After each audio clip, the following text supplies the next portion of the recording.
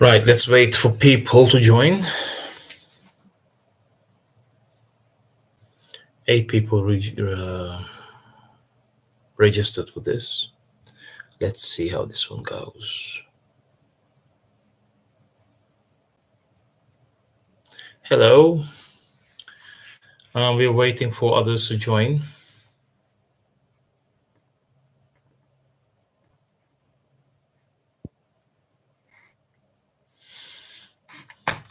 Doing some last minute adjustments.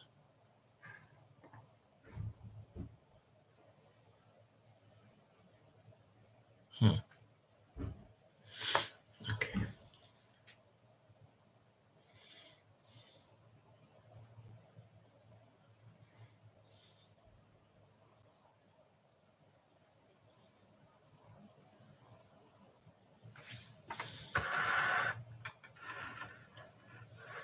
Yeah, it's better.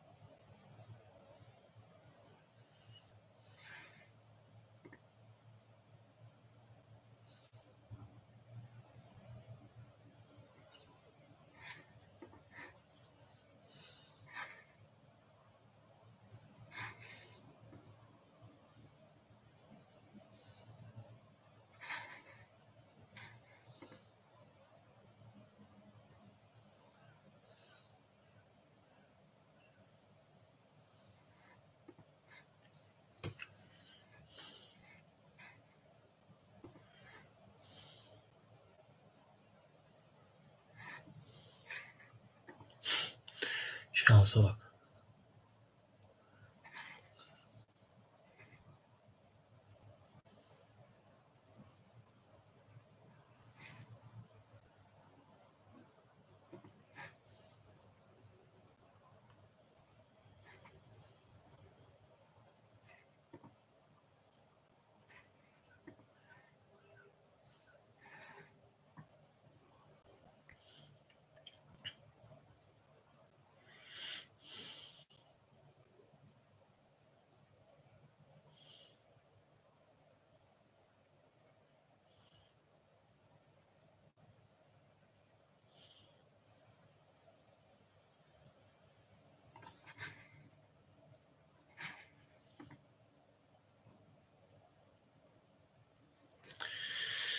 Right. We're waiting for a few more minutes.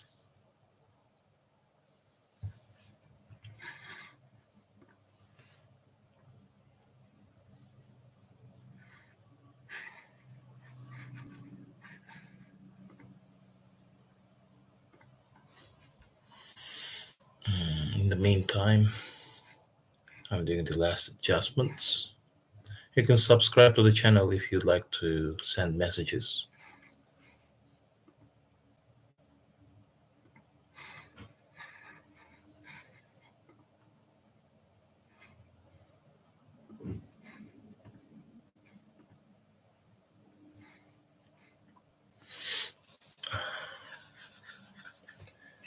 I'll be starting in a minute.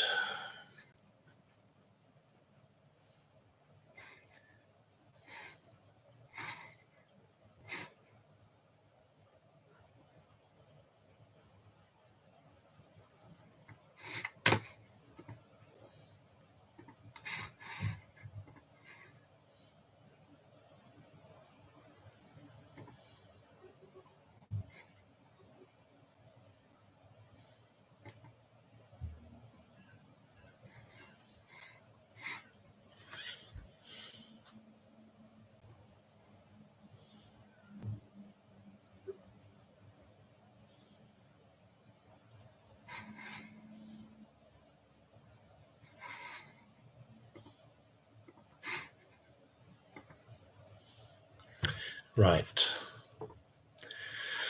Let me see.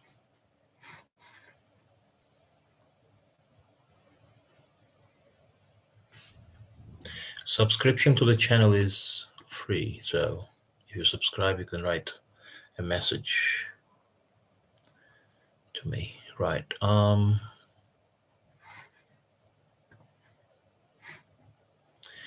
This is my first time going live, so I think everything's working fine. Okay.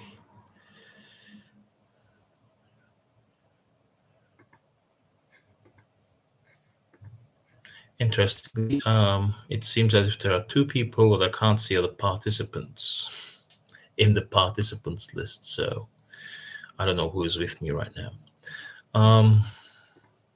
Okay. So one last adjustment if I can. Let me see.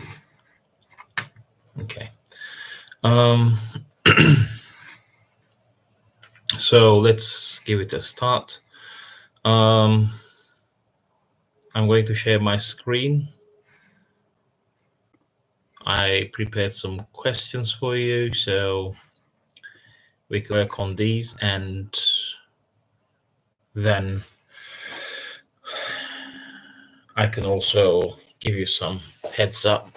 I'm hoping that you can see the screen. If someone can just write in the chat. Right, of course. Right. So, ready.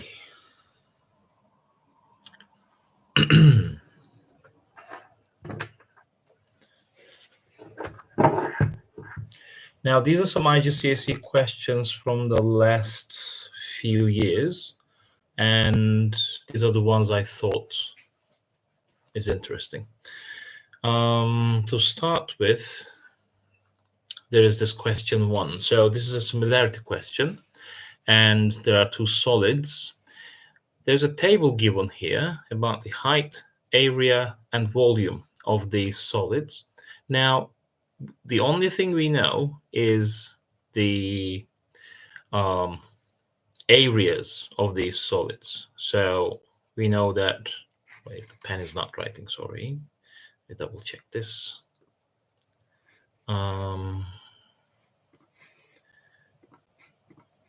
Okay. Pen is writing now when I'm on Word, so I can't be on YouTube and Word and write all together, so I'll go blind on this. I won't be able to see anything from the live chat unless I told you that this is my first live, so bear with me. I think what I can do is I can have like this. Now this looks better. If I just wait, where is the... Okay, now is it going to get smaller for you too? Well, okay, I think you can see the full question together with the year here, right? I just mentioned it here. So, okay, let's go with this. So first of all, okay, so I was saying that this is, get rid of this.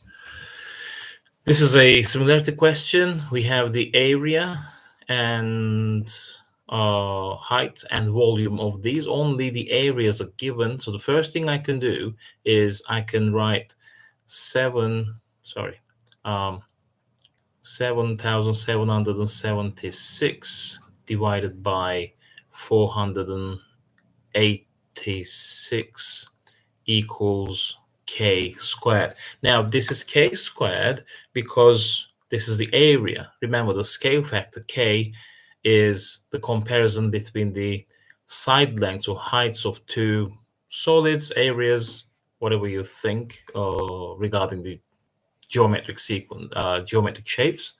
So k is for side lengths or heights, or the length in general.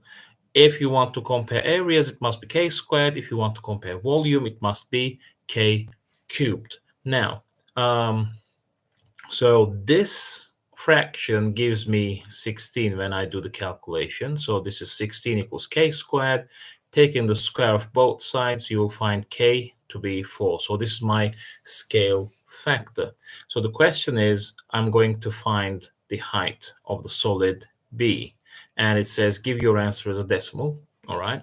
So as you can see, we have 3 to the power of x in here.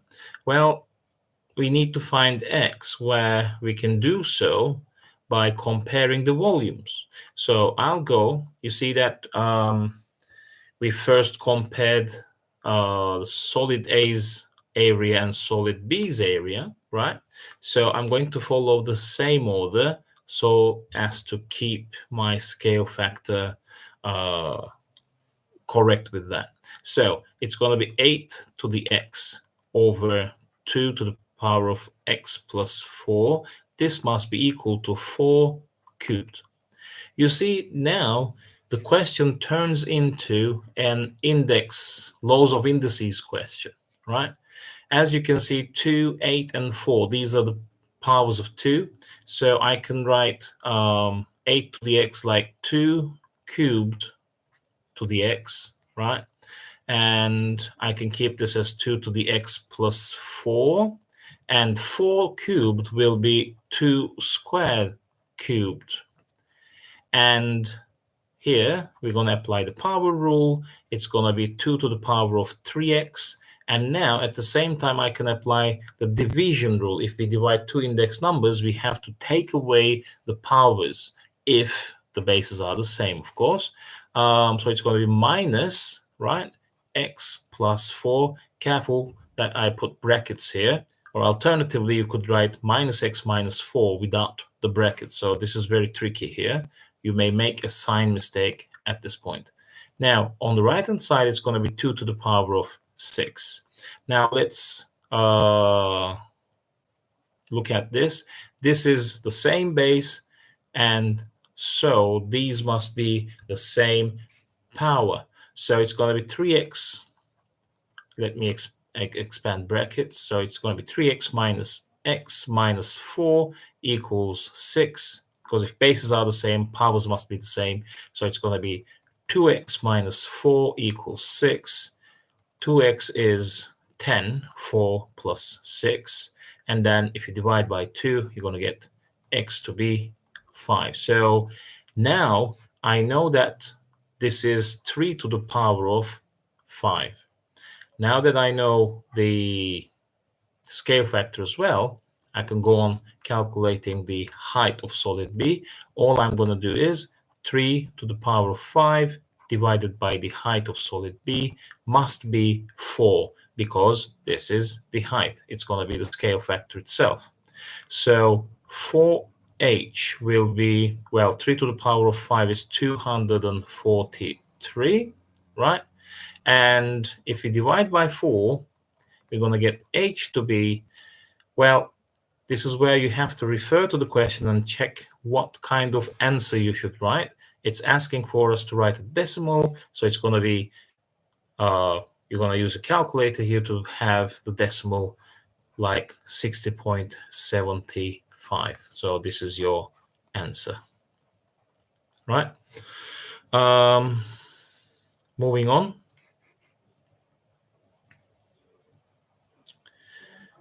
Now, the question 2 says an arithmetic series has first term 1 and common difference 4. Now, this is an arithmetic series question, so it doesn't seem as if it's anything significant or different here. Well, it's the second sentence, because it's asking us to find the sum of all terms from the 41st to the 100th.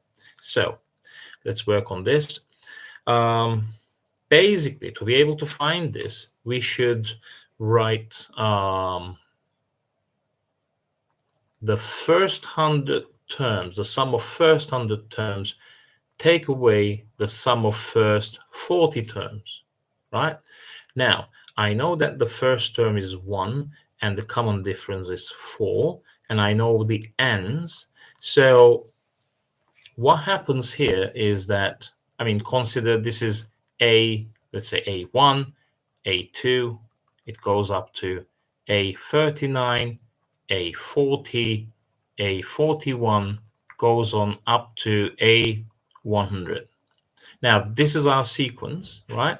And the question only asks for the sum of these terms from 41 onwards, and the formula, the sum formula, right? Each one of these only gives me the sum of first n terms, the sum of first 40 terms, first 50 terms, or whatever.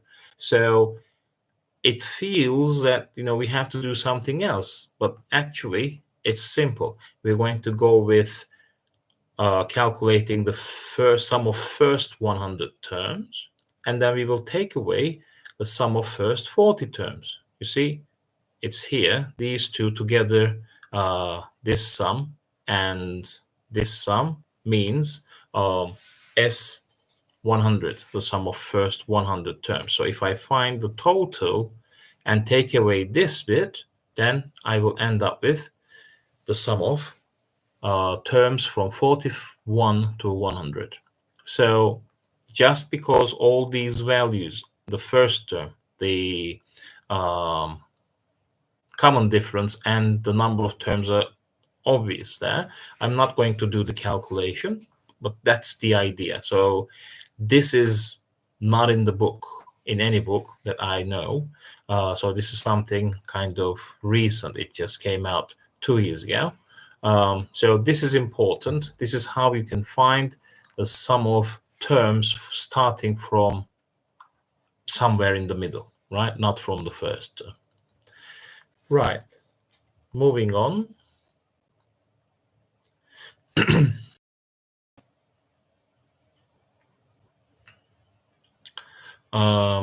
Just a second, please.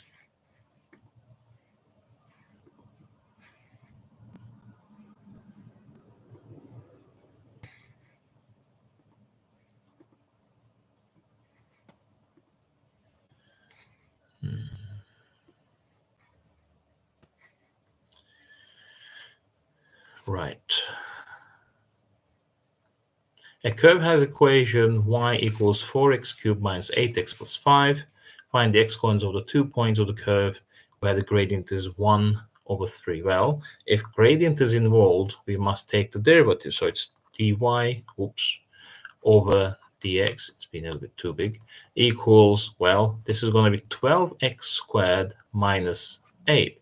Now, this must be equal to 1/3, because when you take the derivative of a function, you end up with what we call as the gradient function, right?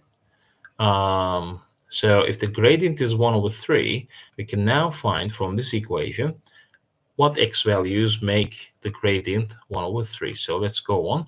That's going to be 12. Actually, the best here is to get rid of that 3 first. So let's delete this. The best thing is to get rid of that 3. So if I multiply both sides by 3, remember I'm multiplying both sides by 3, so I'll multiply everything on the left-hand side. So it's going to be 36x squared minus 24 equals 1. Now, if I take 24 to the other side, it's 36x squared equals 25. You see, this goes into a very simple quadratic equation. Now, remember here that the context is coordinates, so a negative value is possible. So it's going to go like either 6x, the square root of 36x squared, is 5, or it's going to be 6x equals -5. So from here, you can find x to be 5/6. From here, you can find x to be -5/6. So you have to consider both solutions. And they never make a mistake on coordinates, or sorry, they never make a mistake on grammar. They say x coordinates. So you should be finding more than one anyway. So this is the answer. But they could ask the coordinates of the points, right? They could ask coordinates of the points. So you should now go back to y and substitute each x value to find the y coordinate if they were to ask the coordinates of these 2 points, right? Moving on. The diagram shows a sketch of part of the curve with equation x squared minus p over x, where p. Now, here, for all values of p, the curve has exactly one turning point, so it doesn't matter what p is, the graph pretty much looks the same. And there is this one turning point as minimum, is called t. For the curve where the x-coordinate of t is -3, so now we know the x-coordinate being -3, find the value of p. Well, if I go with the gradient idea and take the derivative of y, I can find the value of p. How? Now, first of all, we have to rewrite this function because this is at the IGCSE level. This is not differentiable right now. So I will rather write x squared minus p times x to the power of -1, right? So here, now it's differentiable. I can take the derivative of this. And when I do so, it's dy over dx. It's going to be 2x minus, well, -1 will be coming to the front as a multiplier. And p x to the -2. I take away 1 from the power. So this is 2x plus. Now I can write it back to its original fraction position. It's going to be 2x plus p over x squared. This is the derivative. Now, t is a minimum. So this tangent line from t is horizontal. So the gradient will be 0. So if I equate this to 0 and then also substitute the x value in here, I'll be able to find p. So basically 2 times -3 plus p over -3 squared must be 0. Did you get the idea here? The t is minimum, so the tangent line passing through t is horizontal. This means its gradient is 0. That's why I equate it to 0. And now I know that the x-coordinate of t is -3. I can substitute it into the derivative to just find the value of p. So that's going to be -6 plus p over 9. And then equating the denominators, I'm going to have -54 plus p over 9 equals 0. And then this means p minus 54 is 0. So p is 54. So that's how I find p. Just a reminder, this will be available as a recording after the live session, so you can come back and watch this later on. Right. Let's move on with the second part. It says the line with equation y equals k is a tangent to the curve with equation y equals x squared minus 16 over x. All right. Now, it doesn't say y equals k. Well, actually, it kind of says that because y equals k, right? Wherever it is, it could be here, it could be here, but it's going to be horizontal line, isn't it? Y equals k. So actually, we are talking about the minimum again, right? So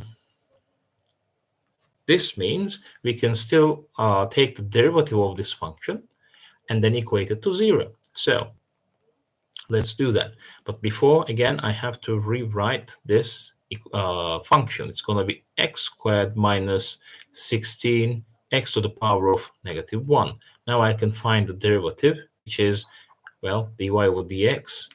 It's equal to 2x minus -1 times 16x to the -2, as we just did up in first part. I take -1 to the front and took away 1 from the power of x. So this is going to be 2x plus. Now I can write this back to its fraction position. It's going to be 2x plus 16 over x squared. Now, this 2x plus 16 over x squared must be equal to 0. We are going to find, wait, let me double check one thing.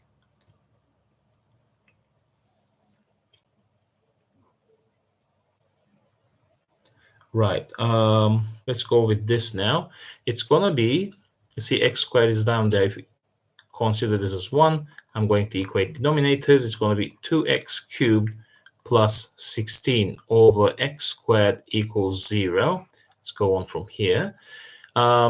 Multiplying both sides by x squared, we're going to get rid of it. So it's going to be only 2x cubed plus 16 equals 0. You see, I don't need to show that I multiply both sides by x squared. Actually, if a fraction is equal to 0, you can consider the only, part that will make a fraction 0 is the top part, because we cannot have the bottom part to be 0 anyway. Then it's going to be undefined, isn't it?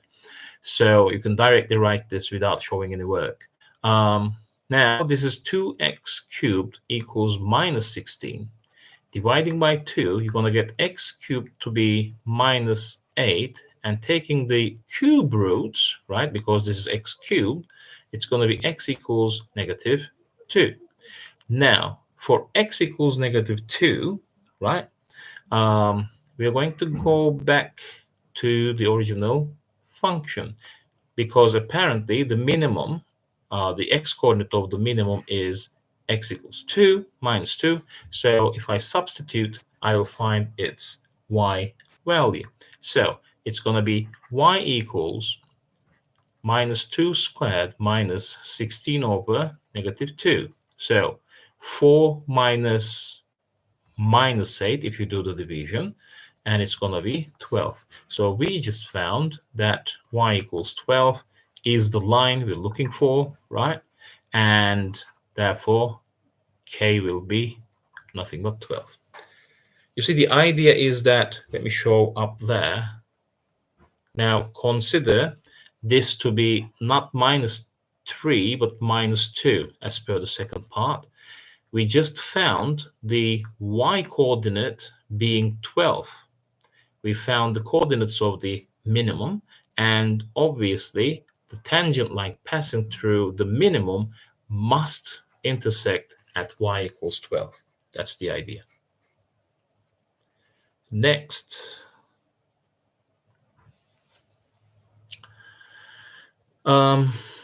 Right, two particles, P and Q, move along a straight line, and they start from O, right? The displacement of P from O is given with this function, and the displacement of Q from O is given with this function, right? So what is it going to be? They're asking us the range of values of t, the time which both particles are moving in the same direction. It's not only right direction, which is min, minus, and plus. They're asking us direction, right? Well, the velocity, I have to go with the velocity here. For velocity, I have to write derivative, ds over dt for the first one, right? So let's say this is the velocity of s, right? It's going to be 3t squared minus 8t plus 5. Now, I'm going to find the roots of this. If you apply the sum product rule or quadratic formula, you'll be finding the roots for t will be 1 and 5 over 3. This is trivial. I don't want to show this here to save time. And for the velocity of the second one, x, it's going to be dx over dt, careful with the unknowns here. It's going to be 2t minus 4. Well, of course, what I'm talking about is when these are equal to 0. Find where they change direction, right? So at the point of changing direction, it must be equal to 0. What time it is, right? It's going to be 0. It's going to be the 0 velocity.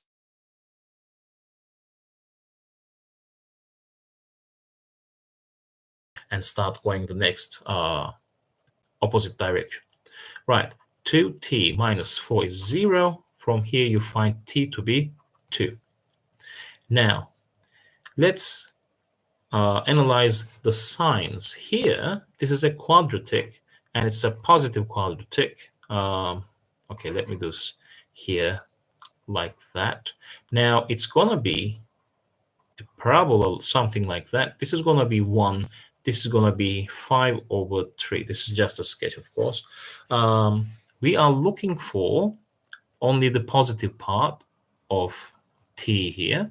Now, it's going to be 0 less than t less than 1, where the direction will be positive, because at this interval, the y values are positive. And it's going to be the same for t greater than 5/3. It's also positive.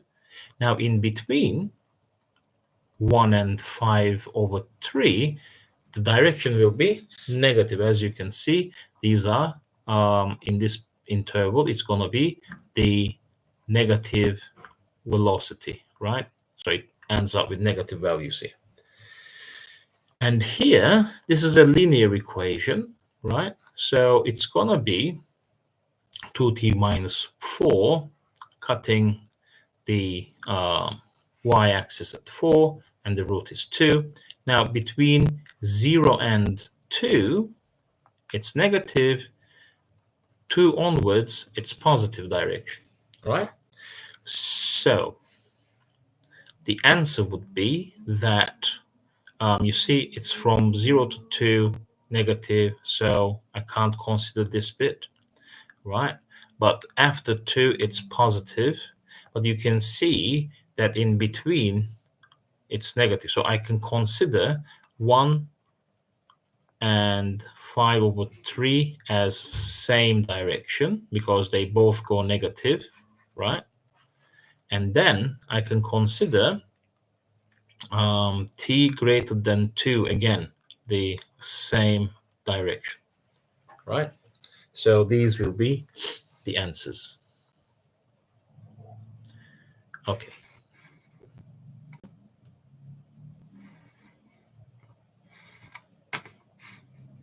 Thanks for coming.